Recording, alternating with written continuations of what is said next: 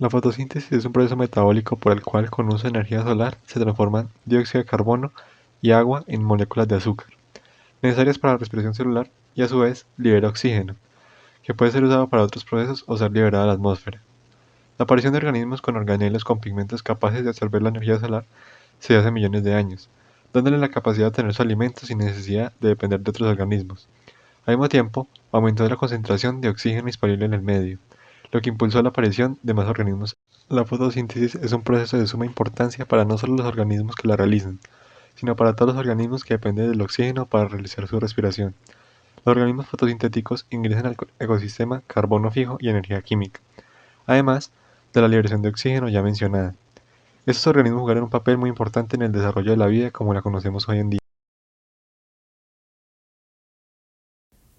La fase lumínica es la primera etapa de la fotosíntesis. En ella suceden diferentes reacciones de las cuales se obtienen productos complejos que sirven para el funcionamiento normal de diferentes organismos vegetales.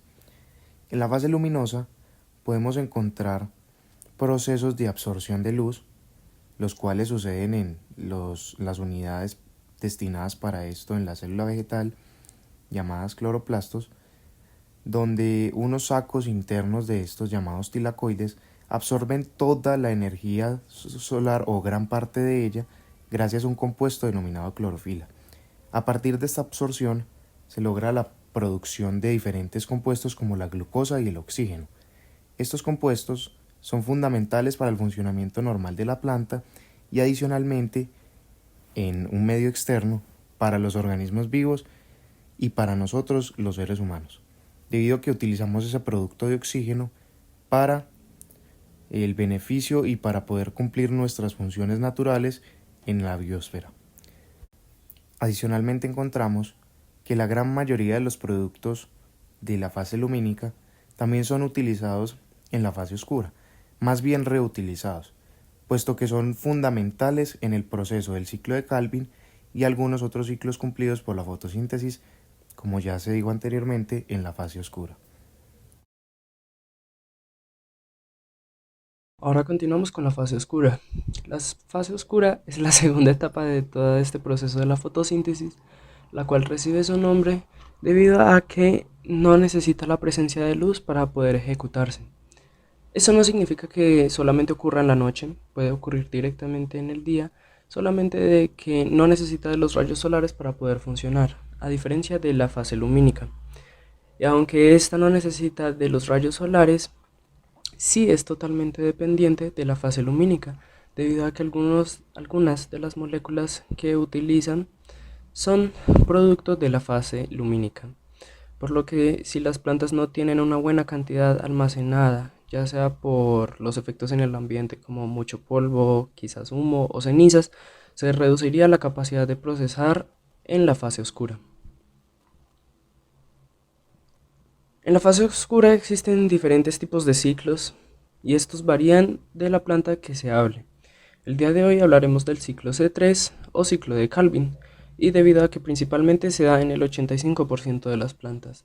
El ciclo C4 y RAM ya son en algunos casos muy específicos y por eso se dan con menos frecuencia. El ciclo C3 o ciclo de Calvin se caracteriza por ser aquella que permite que moléculas simples como el dióxido de carbono se sinteticen en moléculas mucho más complejas como la glucosa, las cuales permitirán que la planta las use como almacenadores de energía, alimento o bases de su estructura celular. El ciclo C3 o ciclo de Calvin se divide en tres etapas. La primera es la carboxilación o la fijación del carbono. En esta fase, la planta toma el dióxido de carbono del ambiente y lo usa para fijarlo en una molécula más compleja mediante una enzima.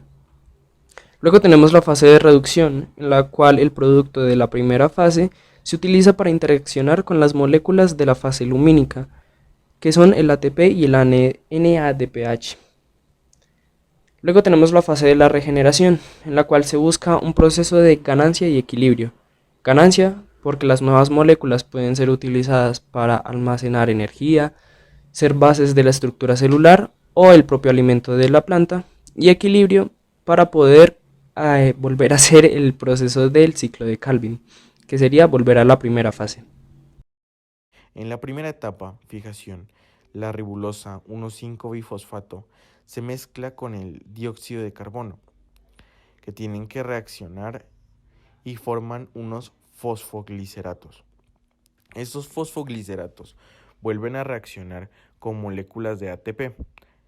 Esta reacción genera moléculas de ADP y moléculas de difosfoglicerato. Hasta aquí ya está fijado el carbono de la primera etapa.